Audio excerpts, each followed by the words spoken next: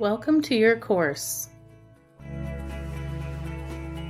Before diving into the content of this module, it is important to understand what learning dollars are, what they are used for, who receives them, and some of the inequities that are faced with access to out-of-school learning. Learning dollars are direct cash to families that can be used towards out-of-school learning experiences and resources of their choosing for their children.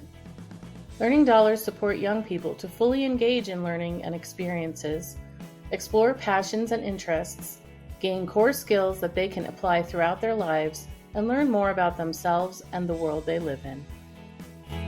Learning dollars, like other direct cash programs, can be run with public, business, or philanthropic dollars. Reschool has been involved in programs that have been funded by philanthropy and individual donors, covered by a hospital employer as a benefit to employees, and by city government. There are trade-offs to all funding sources. For example, while philanthropic and individual donor dollars often offer the most flexibility in design and implementation, it can be harder to raise large amounts of money for learning dollars for a sustainable period of time. This module provides guidance for designing and implementing learning dollars programs that keep equity and families' needs at the center of the conversation, understanding that depending on the type of funding you have and other key information about your context, you might need to make some concessions or navigate unique barriers. Whether you are starting a new Learning Dollars program, in the middle of implementing one, or iterating on an existing one, this module will support you to reevaluate and re-examine current practices and power structures so you have the most equity-focused program possible. Families have used learning dollars for a variety of things. This will be addressed more fully, but it's essential that the definition of learning dollars is left broad, and the definition allows for learning dollars to align with the family's culture, beliefs, and values.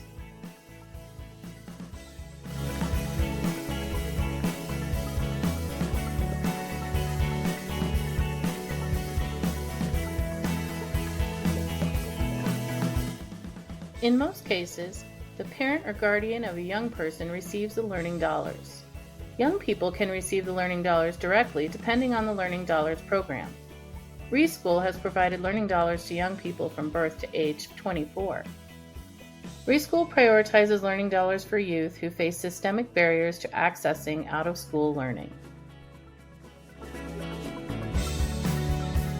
Systemic barriers are obstacles that place unequal value on individuals and communities in out-of-school learning.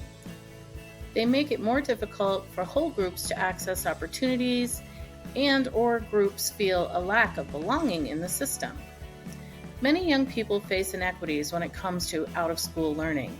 Who are they? Let's take a look.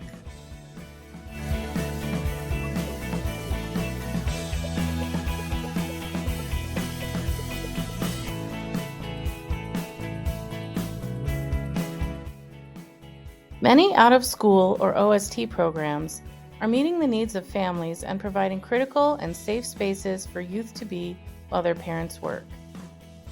We'll talk more in our module, How to Resource the Out-of-School Ecosystem and Why, about Colorado providers like Colorado Youth Mariachi and Lakesh, who are doing this really well, and how Reschool has supported them by giving provider dollars to their programs. That said, families are still facing challenges. It is often difficult for youth with disabilities to find programming that offers the supports they need to participate. OST programs are often operating with limited staff due to budget constraints, sometimes making it difficult to meet youth's needs. The majority of out-of-school programming in the Denver metro area is offered in English. It can be difficult for youth to find an out-of-school opportunity in which they feel safe and respected, depending on how they identify, their lived experiences, and context. We'll talk more about the Discover Learning tool we've developed to address these barriers in our module about how to support families to access opportunities. Take a look at the research regarding the barriers to access in out-of-school learning.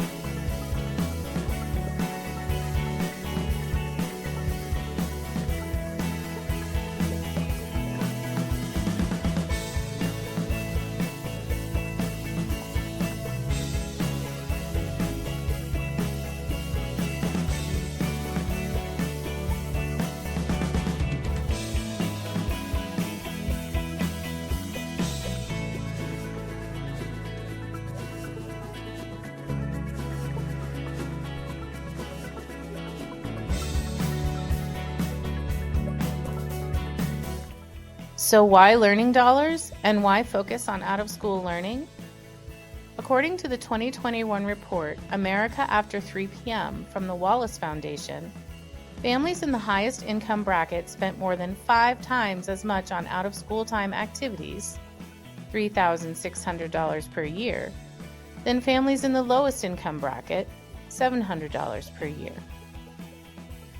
The out-of-school space is not broadly publicly funded like K-12. In order for youth from low-income households to experience the social, emotional, academic, and physical benefits out-of-school programs have to offer, they will need access to dollars. That's why distributing learning dollars to connect to out-of-school learning is vital to creating an equitable, accessible education system.